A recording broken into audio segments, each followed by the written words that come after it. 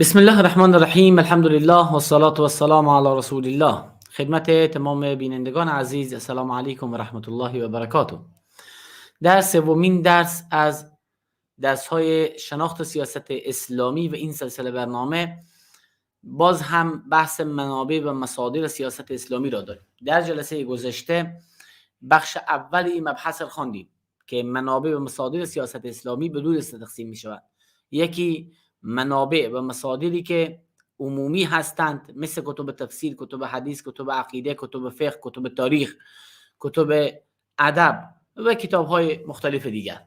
و یک دسته کتاب‌های خاص هست که به طور خاص در باب سیاست اسلامی نوشته شده است که این نوع کتاب‌ها باز دو بخش میشه. یکی کتاب‌های قدیم، یکی کتاب‌های معاصری که خیلی زیاد کتاب‌های نوشته شده و عده‌ای از کتاب‌ها رو برای شما معرفی کردیم در جلسه گذشته و در این جلسه عده دیگر از کتاب‌ها را معرفی خواهیم کرد. ابتداً صفحه کتاب را خدمت شما دوستان داشته باشم. پنجمین کتابی که در باب سیاست اسلامی معرفی می‌کنیم کتاب بدائع السلک فی طبائع الملک از ابی عبدالله محمد ابن ازرق اندلسی مالکی، متوفی 896، یعنی در قرن نهم نوشته است کتاب خود را. کتاب خود را به دو مقدمه و چهار بحث به اصطلاح از مباحث کتاب چی کرده. الی مقدمتین و اربعه کتب من مباحث کتاب حقیقت الملک و الخلافه. از مباحث کتاب حقیقت پادشاهی و حقیقت خلافت، اصلا هدف از خلافت چیست، هدف از ملک چیست، اینا رو توضیح داده. و البته باز بعدا ما شما این مباحث تشریح میکنیم، مالی کتاب معرفی میکنه. ان شاء الله بعدا برای شما توضیح خواهیم داد. خیلی ها امروز خلافت یاد میکنن، نمیدونن اصلا خلافت چی هست، هدف از خلافت چیست. ان شاء الله باز توضیح خواهیم داد. حقیقت پادشاهی و خلافت و سایر انواع ریاست ها توضیح داده در یک دولت و ارکان پادشاهی و قواعد اساس پادشاهی و ملک و دولت چیست و اعداد الجند، لشکر آماده کردن، حفظ مال، تکثیر الاماره، اینکه باید امارات ها زیاد بشود، ساخت و ساز بشود، عدالت اقامه بشود و ما یجب ان یقوم به سلطان، و چه چیزهای واجب است که سلطان انجام بدهد من اجل تشیید ارکان الملک، تا اینکه محکم کند پایه های پادشاهی و ملک خود را و تأسیس قواعد، اساس گذاری کند پایه های سلطنت خود را و غیر ذلك من المباحث المتعلقه بالنظام سیاسی. دیگه موضوعاتی که مربوط مسائل نظام سیاسی است در این کتاب اینها را هم توضیح داده. و ننبه الی ان ما سبق، میگه اینجا تنبیه میکنیم بر اینکه آنچه که گذشت بعضی از مؤلفاتی است در میراث سیاست اسلامی، اما در عصر حاضر فقط کتب من المؤلفات فی جمیع قضای نظام سیاسی. در گذشته بعضی کتاب ها نوشته شده، اما امروزه در معاصر در تمامی مباحث سیاست اسلامی کتاب نوشته شده و از بارزترین این کتاب ها میتونیم این کتاب را نام ببریم: السیاست الشرعیه او نظام الدوله الاسلامیه. سیاست شرعی یا نظام دولت اسلامی فی الشؤون الدستوریه، در امور قانونی. دستور یعنی قانون کشور، قانون اساسی باشد، قانون مدنی باشد، قانون جزا باشد، هر کدام. و الخارجی، و همچنین در امور خارجی، و المالی در امور مالی، که این کتاب شیخ عبدالوهاب خلاف متوفی 1376، یعنی در حدود تقریبا 60-70 سال پیش فوت کرده، این کتاب رو نوشته است، یعنی در قرن 20 نوشته شده. خصائص التشریع الاسلامی فی السیاست و الحکم. خصوصیات کتاب دیگری است به عنوان خصوصیات قانونگذاری اسلامی در سیاست و حکم. این کتاب کلا در این مورد نوشته شده که سیاست اسلامی یا تشریع اسلامی چه ویژگی هایی دارد در سیاست و در حکم خود. تالیف دکتر فتحی دورینی. و در رابطه با خصایص تشریع اسلامی درس آینده ما و شماست، حتما خواهیم خواند. کتاب بعدی النظریات السیاسی الاسلامیه لدکتر محمد ضیاءالدین رئیس، این کتاب هم نوشته شده. ببینید بحث تمام شد در این کتاب ها معرفی کرده و بعدا آورده خصائص النظام سیاسی فی الاسلام، ویژگی های نظام سیاسی در اسلام، که این بعدا باز بحث بعدی میخوانیم. اما قبل از اینکه به این بپردازیم، غیر از این کتاب جای دیگری من دیروز هم به شما گفتم کتاب چند تا کتاب دیگر هم معرفی میکنم برای شما از اینجا، از سایت سید الفوائد. از سایت سید الفوائد 30 کتابا 30 کتاب از مهمترین کتاب ها در نظام سیاسی اسلام و مطالعهش، که خیلی کتاب های مهمی است برای مطالعه. حالا ببینیم این کتاب ها چیست. این 30 تا بعضی همون کتابایی است که در اون کتاب ما و شما خواندیم، بعضی خب اینجا زیادتر است. ببینیم ما اونجا کتاب چی رو خواندیم؟ السیاسة الشرعیه از شیخ الاسلام ابن تیمیه رحمه الله. اما در اینجا بیان میکنه که یک تعلیق، یک حاشیه بالای کتاب نوشته شده توسط جناب شیخ ابن عثیمین رحمه الله، که این چی که نوشته شده با جریان مسائل معاصر و عصر که هست، این خیلی کتاب با ارزش تر کرده، خیلی کتاب قدر بیشتری برای او داده و لحاظا این تعلیق را حتما گفته که مطالعه بکنید. کتاب دوم الغیاثی که ما شما قبلا خواندیم، کتابی که از امام الحرمین جوینی است، قیاس الامم فی التیاس الظلم. این کتاب گفته و هذا الکتاب، یه نکته‌ای که گفته، چون برای هر کتاب باز یک توضیحاتی میده، میگه و این کتاب از کتب اصیله هست فی موضوعی در بحث خودش و تحدث فیها النوازل السیاسیه سبق فیها فقهای عصری. یعنی میگه در این کتاب موضوعاتی را آمده بحث کرده، مسائل نوازل یعنی مسائل جدید. نوازل یکی از مباحث در فقه به طور کل، چی باب سیاست اسلامی است، فقه سیاسی است، چی فقه های دیگه است، فقه اقتصادی یا فقه معاملات، موضوعات دیگر. در فقه یک بحثی ما داریم به عنوان نوازل یا واقعات گفته میشه. نوازل و واقعات یعنی موضوعات جدیدی که پیش میآید و در روشنایی کتاب و سنت و دیدگاه های فقها برای او فتوایی صادر می شود و حکمی داده می شود و توضیح داده می شود، مثل امروزه. و این قاعده که متوجه باشین، یعنی دیگه هیچ مسئله‌ای نمیماند از مسائل معاصر مگر اینکه فقها در روشنایی کتاب و سنت برای او حکمی صادر میکنن و توضیح میدن و راهنمایی و ارشادی برایش بیان میکنن و اینها به نام مسائل نوازل یاد میشه. پس فکر نکنی که موضوعات جدیدی ما داریم که دین برای او چیزی به ما نگفته. نه خیر، دین قانون داده، مثلا قانونمند کرده و در روشنایی و قوانین موضوعات کلا حکم صادر میشه و به همین طریق است که شریعت اسلام تا قیام قیامت صلاحیت داره برای اینکه مردم را راهنمایی کند و رهبری کند. از این طریق که قوانین داده و در روشنایی قوانین فتوا صادر میشه و حکم برای هر موضوعی فهمیده میشه. و خلاصه گفته که نوازل سیاسی این شخصیت توضیح داده که از فقهای اصل خود سبقت جسته، فقیه قوی بوده، در این باب زحمت کشیده. کتاب بعدی احکام السلطانیه و ولایت الدینیه از ماوردی که این ما در جلسه گذشته معرفی کردیم و همچنین کتاب احکام السلطانیه ابی یعلا که اینم توضیح دادیم. باز یکی دیگه کتاب دیگری است به عنوان این کتاب از علمای معاصر که نوشته القاضی ابو یعلا الفرا و کتاب احکام السلطانیه. یکی آمده کلا در رابطه به قاضی ابو یعلا و کتاب احکام السلطانیه او باز کتابی نوشته که محمد عبدالقادر ابو فارس و گفته این کتاب در بیان کتاب سابق بسیار مفید است و در توضیح و بسیار کتاب زیبایی است، یعنی شرحی است در واقع برای احکام السلطانیه ابو یعلا. کتاب ششمی که می‌خوانیم النظام السیاسی الاسلامی مقارنا بالدوله القانونیه. دقت کنید در این کتاب که آمده چیکار کرده؟ سیاست اسلامی با قوانین دولتی معاصر مقارنه کرده، مقایسه کرده، قانون‌های امروزی. این کتاب واقعا کتاب زیبایی است. هر کدام از شما دوستان می‌خواید باز این کتاب میتونید مطالعه کنید. البته گفتیم اینا عموما به زبان عربی است و کسایی که کمی توانایی به زبان عربی دارن میتونن از این استفاده بکنن. کمی یعنی برای بتونن مشکل خود حل کنن. و به هر صورت یکی موضوع نظام سیاسی اسلامی است، یکی مسائل قانون‌های امروزی است. اینا مقارنه کردن، در مقارنه اشیا باز معلوم میشه که چگونه است. تعرف الاشیاء باضدادها، مطلب مشهور عربی است که اشیا به ضد خود شناخته میشوند. خب به هر صورت این همچین کتابی نوشته از لحاظ قانونی شرعی و قانونی مقارنه‌ای اینا رو مقارنه کرده. کی نوشته کرده؟ دکتر منیر حمید یا حمید بیاتی و گفته و هو من افضل الكتب و اجمعها فی هذا النظام السیاسی.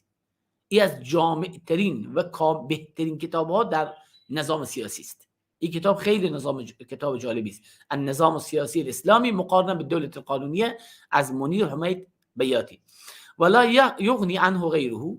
و کتاب های دیگری که بخوانیم از این کتاب بی‌نیازی نمیاره. یعنی هر کتاب دیگری بخوانیم بازم به این کتاب نیاز داریم. کتابی بسیار جالب و زیبا و اصلا کتاب رساله دکترا بوده. رساله دکترا بوده که در طول 9 سال نوشته شده. 9 سال برای او تحقیق صورت گرفته و واقعا دیگه کتابی است بس زیبا و جالب. کتاب بعدی من انشالله کوشش میکنم این کتاب رو برای شما در کامنت ها بگذارم انشالله. بعدا در کامنت همین درس انشالله در کامنت ها این کتاب برای شما میگذارم، چون بعضی دوستا شاید پیدا کردنش باز برایشون مشکل باشه. انشالله من پیدا کنم دانلود بکنم برای شما میفرستم. هفتمین کتاب الامامة العظمى عند اهل سنة والجماعه. این کتاب دیگه از اسمش معلوم است آمده روی مسئله خلافت امیرالمومنین امام مسلمین روی این آمده بحث کرده. امامت عظما یعنی همون خلیفه مسلمین بودن.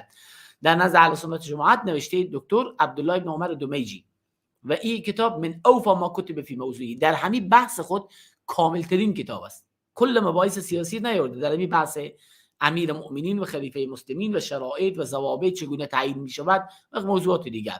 رساله ماستری است که توسط دکتر شیخ سید سابق مناقشه شده. زیر نظر او در واقع، یعنی زیر نظرش که نبوده، خب یعنی مناقشه کتاب او کرده، به نوعی زیر نظر اوست. کتاب زیبایی است.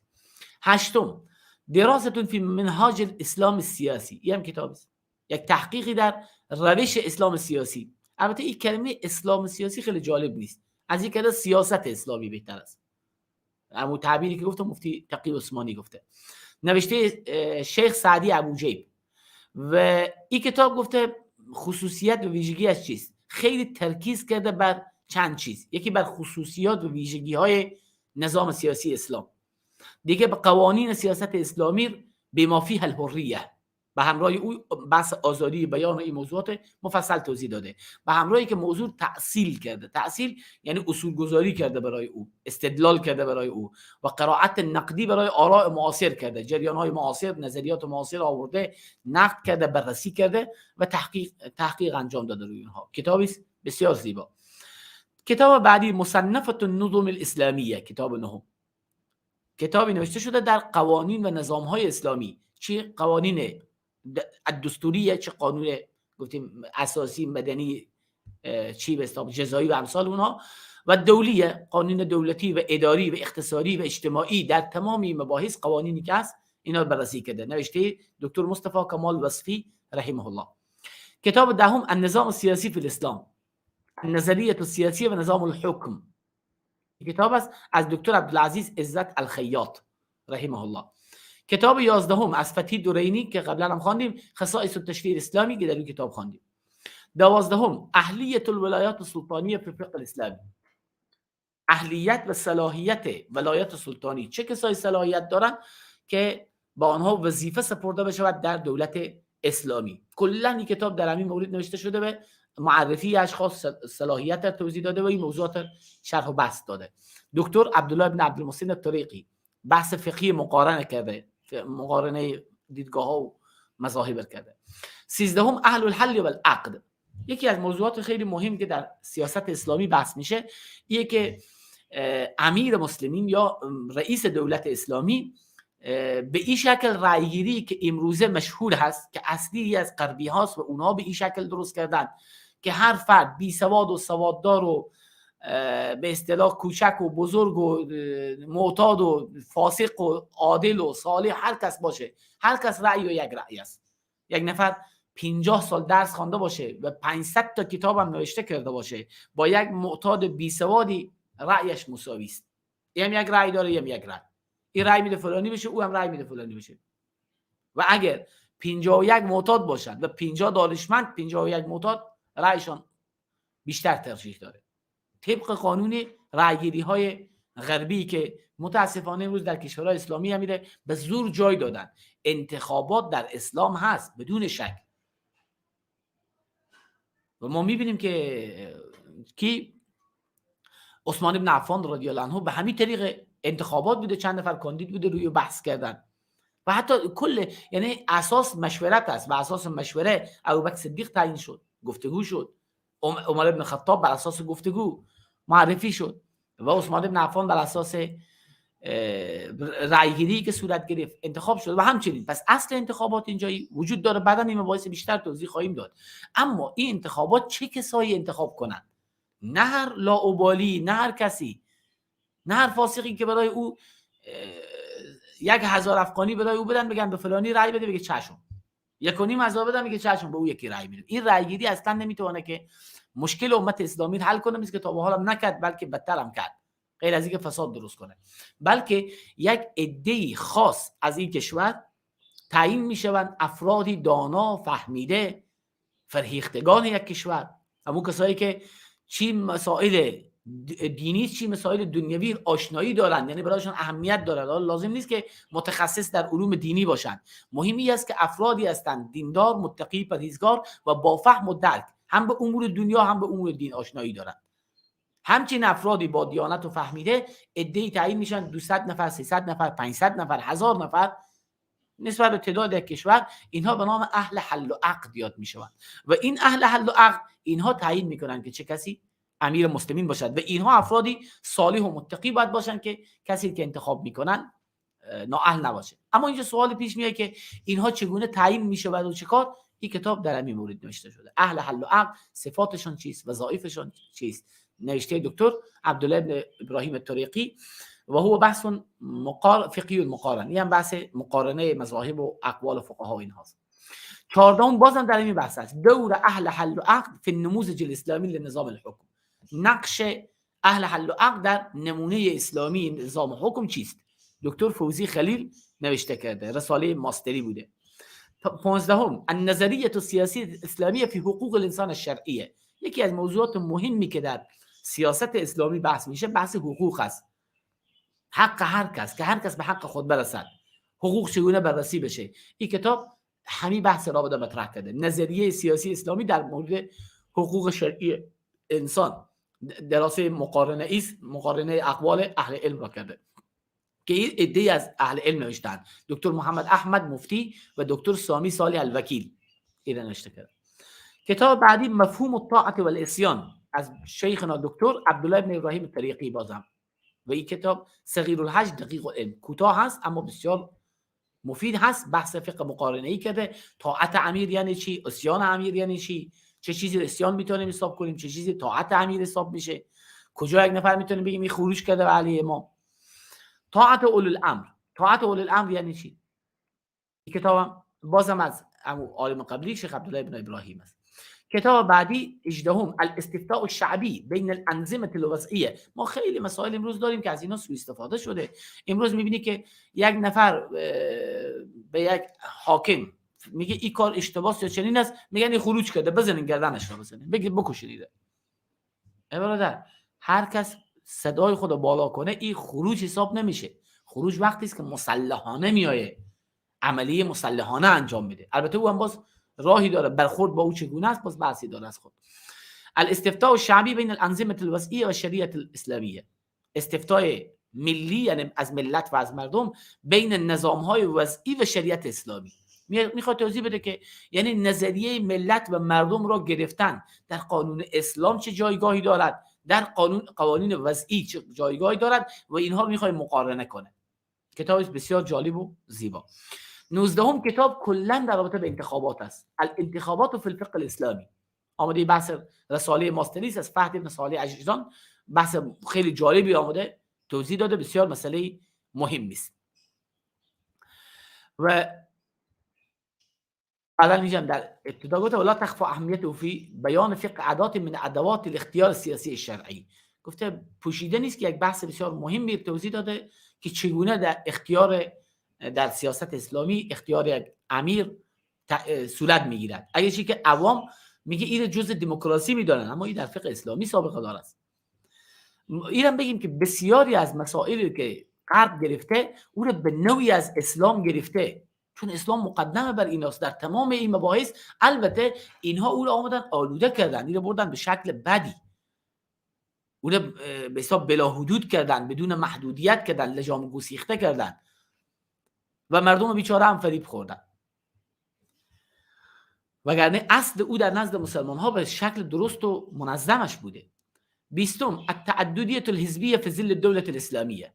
آیا بحث تعدد حزبی در یک کشور اسلامی در نظام دموکراسی که موضوع هست، دقت کنید، در نظام دموکراسی حزب‌های مختلف وجود داره و هر حزبی کوشش میکنه که خودش به سر کار و این حزب‌ها همیشه با هم درگیرن. و به علیه هم خیلی وقتا میشه توطئه هم میکنن، دسیسه هم میکنن، خیلی کارهایی هم انجام میدهند.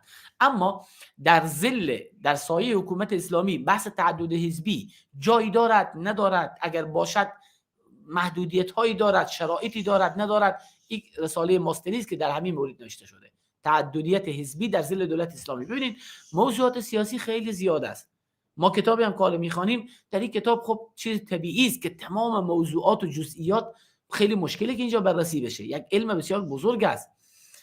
فقط در این کتاب ما در واقع با کلیات آشنا میشیم، با مباحث آشنا میشیم، وگرنه به اعتبار جزئیات که است در هر مسئله تحقیقات مفصل و دیدگاه‌های مختلف، باز نیازی که خیلی کتاب‌ها خوانده بشه. این کتاب ما و شما فقط در حد آشنایی عمومی است با این علم. خب به هر صورت این هم یک موضوع است که کتاب مستقل نوشته شده. رقابت الامه علی الحکام 21.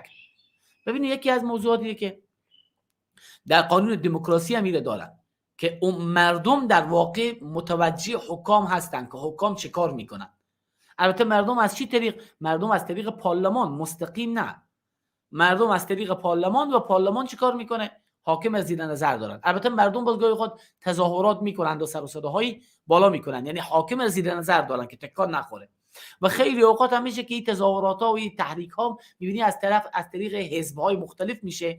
مثلا فرض کنیم این حزب این طرف است، او حزب او طرف، از او طرف یکی رفته رئیس دولت شده، این طرفی ها دیگه باز مردم رو تحریک میکنن به تظاهرات و کابروی اونها رو ببرند و اونها رو ناکام نشان بدن تا اینکه در دور بعدی باز خودشون برد کنن. اینجوری موضوعات دیگه باز خیلی زیاد است. حالا همین مسئله رقابت امت که مردم حاکم را مراقب باشن، زیر نظر داشته باشن، مثل در دموکراسی است، در اسلام هست، آیا به همین شکل است یا شکل فرق میکنه یا قوانینی دارد از خود، نظمی دارد، چه حالتی باید باشد؟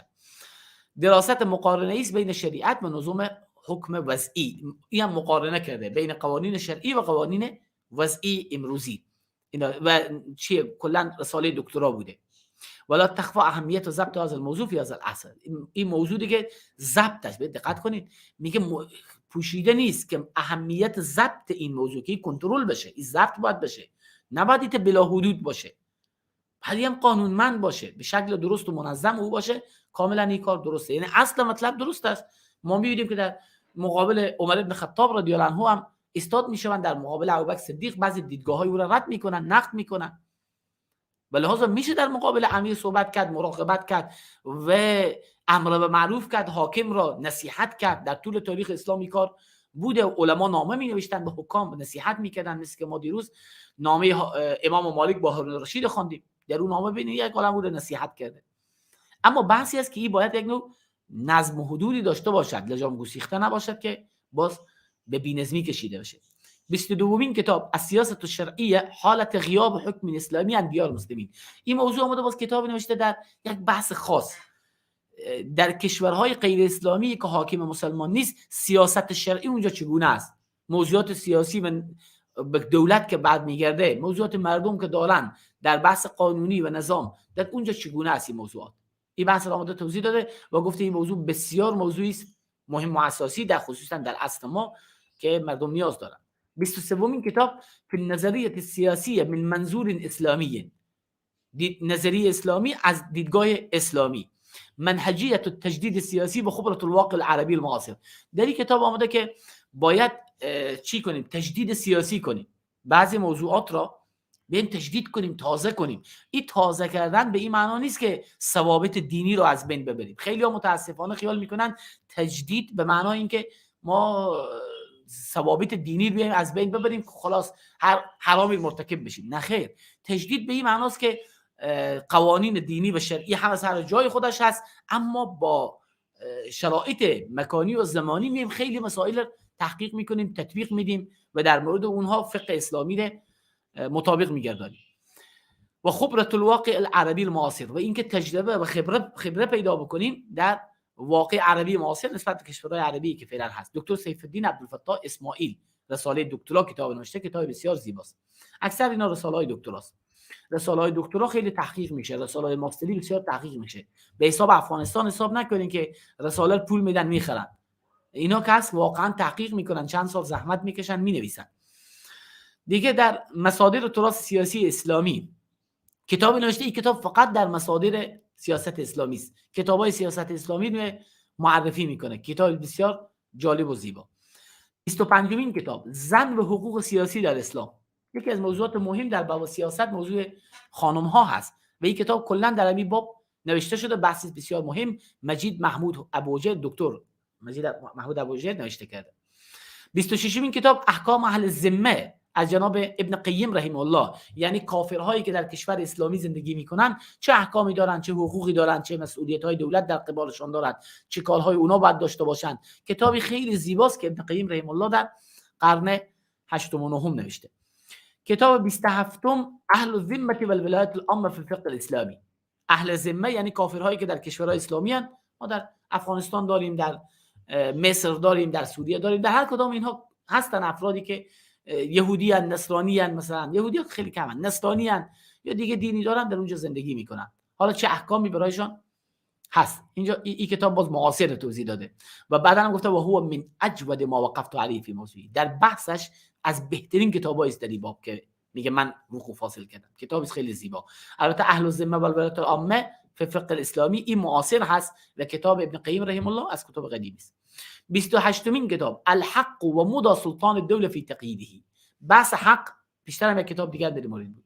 اصلا همین نظریه حق و شناخت حق و حق هر کس در کشور اسلامی، در قانون اسلامی هر کس به حق خود برسد و دیگه اینکه غلبه دولت چقدر میتونه حقوق را مقید بکند، دولت چقدر حق داره به حق افراد را قید برای او بگذاره.